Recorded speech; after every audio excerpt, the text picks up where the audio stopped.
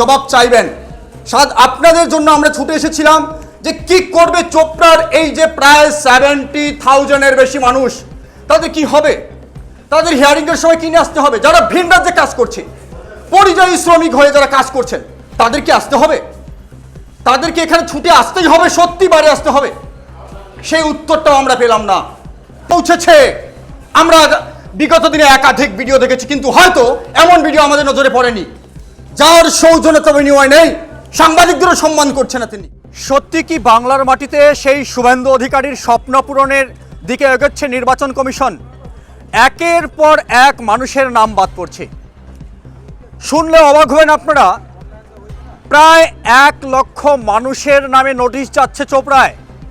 আর শুধুমাত্র একটি ব্লকে যদি প্রায় 1 লক্ষ মানুষের হিয়ারিং করা হয়, পরিস্থিতি কি হতে পারে? এই যে অফিস দেখতে পাচ্ছেন, 1 লক্ষ মানুষ যদি ছুটে আসে, তাহলে এই যে বিভ্রান্তিকর পরিস্থিতি, এই পরিস্থিতির পেছনে দায় কার? স্থানীয় যারা বিএলও রয়েছেন তাদের, নাকি ব্লক প্রশাসন, নাকি নির্বাচন কমিশনার? এই প্রশ্নের উত্তর খুঁজতে কিন্তু আমরা এই মুহূর্তে চোপড়া বিডিও অফিসের সামনে। চোপড়া ব্লক উন্নয়ন আধিকারিকের বক্তব্য আমরা শোনার চেষ্টা করব। তিনি কি প্রতিক্রিয়া জানাচ্ছেন, তিনি কি বলছেন। পাশাপাশি আরও একাধিক প্রশ্ন থাকছে।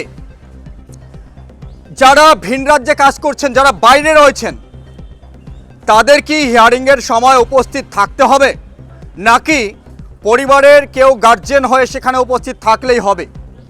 তার পাশাপাশি কি কি ডকুমেন্টস নিয়ে আসতে হবে হিয়ারিংয়ের সময়? একাধিক প্রশ্নের উত্তর খুঁজতে আমরা এই মুহূর্তে চোপড়া বিডিও অফিসের সামনে।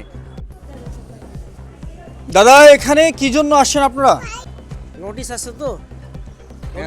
নোটিশ পেয়েছেন আপনারা? হ্যাঁ, হিয়ারিং এর জন্য ডেকেছে? হিয়ারিং এর জন্য না, তাহলে এটা আমাদের আদিবাসীর জন্য এসটি সার্টিফিকেটের জন্য দেখানো হয়েছে। আপনার নাম? আকাশ মুন্ডা। আমাকে নোটিশ করেছে, আমি হিয়ারিংয়ের জন্য এসেছি। হিয়ারিং এর জন্য? কি জন্য নোটিশ করলো, কি কারণ আছে, ভুলভাল আছে? আমার কিছু ভুল নাই। আমার বাবা 2002 সালে ভোট মেরেছে, তার কাগজ আছে আমার কাছে, তার ডকুমেন্ট আছে। আমার মাও 2002-এ ভোট মেরেছে, তার কাগজে আছে। আমি 2টা কাগজেই আমি এসআইআর ফর্মে আমি ওটা লিখিতভাবে আমার ডকুমেন্ট দিয়ে আমি জমা দিয়েছি বেআলোকে।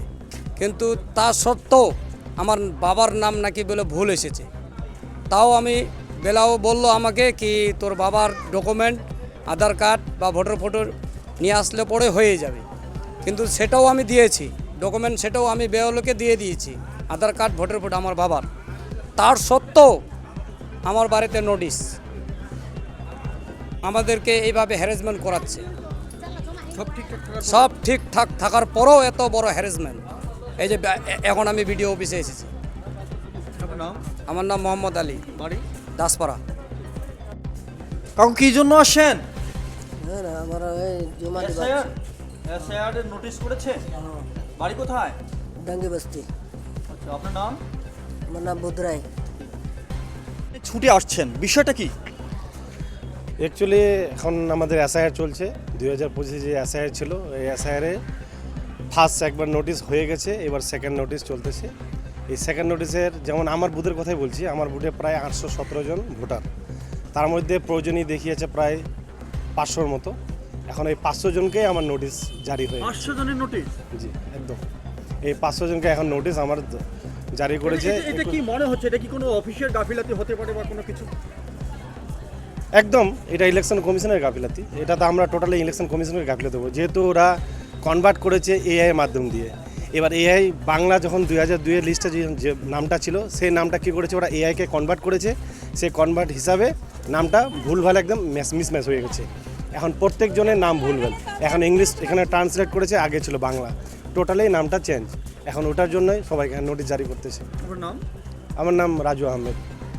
আমরা বিডিও অফিসে বিডিও স্যারের সঙ্গে কথা বলার চেষ্টা করছি, আপনারা আমাদের সঙ্গে থাকুন।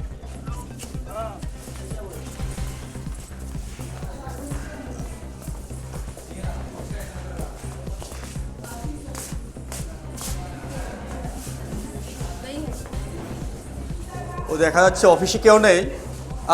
ক্যামেরার সঙ্গে দেখাতে বলবো বিডিও সাহেবের যে বোর্ড রয়েছে এখানে,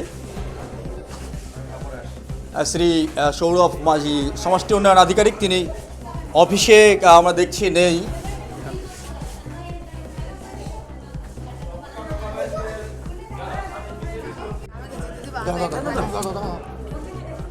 আমরা ভিডিও স্যারের সঙ্গে একটু কথা বলবো, অবশ্য আপনারা আমাদের সঙ্গে থাকুন।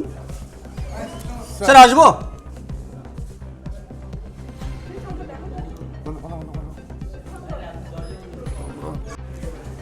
অ্যাকচুয়ালি চোপড়ার সাধারণ মানুষের জন্য কোনো মানবতাবোধ দেখলাম না আমরা। সময় নেই, একাধিকভাবে চেষ্টা করলেন আমাদের সম্মানীয় বিডিও স্যার। চোপড়ার মানুষের জন্য কোনো সৌজন্যতা বলে কোনো কিছু নেই, কোনো কিছুই বলবেন না ক্যামেরার সামনে বা ক্যামেরার বাইরে। আমরা চেষ্টা করলাম আপনাদের জন্য যে কী কী নথি বা কী কী সমস্যা হলে কী নিয়ে আসতে হবে, সেই উত্তরটাও তিনি কিন্তু দিলেন না। আমার সময় নেই, আপনি বেরিয়ে যান, পুলিশকে ফোন করব, সভাপতি স্যারকে ডাকুন, এইভাবে উনি বলছেন। নিশ্চয় আপনারা সাধারণ মানুষ তার জবাব চাইবেন। আপনাদের জন্য আমরা ছুটে এসেছিলাম যে কি করবে চোপড়ার এই যে প্রায় 70,000-এর বেশি মানুষ, তাদের কি হবে, তাদের হিয়ারিংয়ের সময় কিনে আসতে হবে। যারা ভিন রাজ্যে কাজ করছে, পরিযায়ী শ্রমিক হয়ে যারা কাজ করছেন, তাদের কি আসতে হবে? তাদেরকে এখানে ছুটে আসতেই হবে, সত্যি বাড়ি আসতে হবে? সেই উত্তরটাও আমরা পেলাম না। তিনি ক্যামেরাও বলবেন না, প্লাস ক্যামেরার বাইরেও বললেন না। অবাক করা বিষয়, এই প্রথমবার তিনি বলবেন না, কিছু বলবেন না। অবাক করা বিষয়। চোপড়া, আমি প্রশ্ন করেছি, তবে কি চোপড়ার সাধারণ মানুষ মরে যাবে? আপনি একটা উত্তর দিতে পারবেন না সাধারণ মানুষের? সেটারও উত্তর নেই। নিশ্চয় বুঝতে পারছেন তাহলে কোন জায়গায় পৌঁছেছে। আমরা বিগত দিনে একাধিক ভিডিও দেখেছি, কিন্তু হয়তো এমন ভিডিও আমাদের নজরে পড়েনি, যার সৌজন্যতা বিনিময় নেই, সাংবাদিকদেরও সম্মান করছে না তিনি। নিশ্চয় আপনারা জবাব চাইবেন। আমরা যে বিষয়টা আপনাদের বলছিলাম, একাধিক প্রশ্নের উত্তর শুধুমাত্র চোপড়ার সাধারণ মানুষের জন্য। তারা কি করবে? তাদের কিন্তু কোনো প্রশ্নের উত্তর এই মুহূর্তে সদুত্তর চোপড়া বিডিও স্যার দিতে পারলেন না। সম্মানীয় বিডিও স্যার তিনি দিতে পারলেন না। পাশাপাশি তিনি কিন্তু মেজাজ দেখিয়ে কথা বলছেন যে আমি এই মুহূর্তে কিছু বলবো না। কিন্তু কেন বলবেন না? তিনি জনগণের ট্যাক্সের টাকায় বেতন নেন, কেন বলবেন না? সে জবাব কেন দেবেন না? চোপড়ার মানুষ, চোপড়ায় যে 70,000-এর বেশি মানুষকে হিয়ারিংয়ে আসতে হবে, তাদের কি কি সমস্যা, যারা বাইরে আছে তাদের কি সত্যি বাড়ি ফিরে আসতে হবে, নাকি তারা সেখান থেকে হিয়ারিং করাতে পারবে? এই সমস্ত উত্তরের জন্য আমরা সেখানে ছুটে গেছিলাম। কিন্তু সত্যি এই সম্মানীয় বিডিও স্যার আমাদের সেইভাবে কিন্তু বাইরে পাঠিয়ে দেওয়ার চেষ্টা করলেন। প্রথমে বললেন ক্যামেরা বাইরে রাখো, তারপরে বলেছেন মোবাইল বাইরে রাখতে হবে। মোবাইল নিয়েও ভিতরে প্রবেশ নিষিদ্ধ। তবে ওটা কাদের জন্য এই অফিস?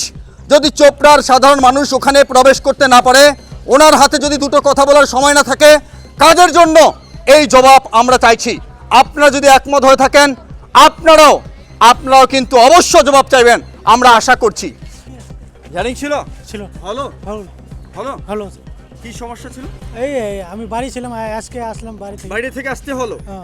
কোথায় থাকতেন? তামিলনাড়ু। দেখতে পাচ্ছেন, তামিলনাড়ুতে কাজ করতো তামিলনাড়ুতে, তাকেও ছুটে আসতে হয়েছে। তাহলে ভাবুন, এই উত্তরটাও বিডিও স্যার দিতে পারছেন না। আসতে হবে সত্যি কি, নাকি বাইরে থেকে সম্ভব বা পরিবারের কোনো সদস্য এলে সম্ভব? সে উত্তরটাও কিন্তু উনি দিলেন না।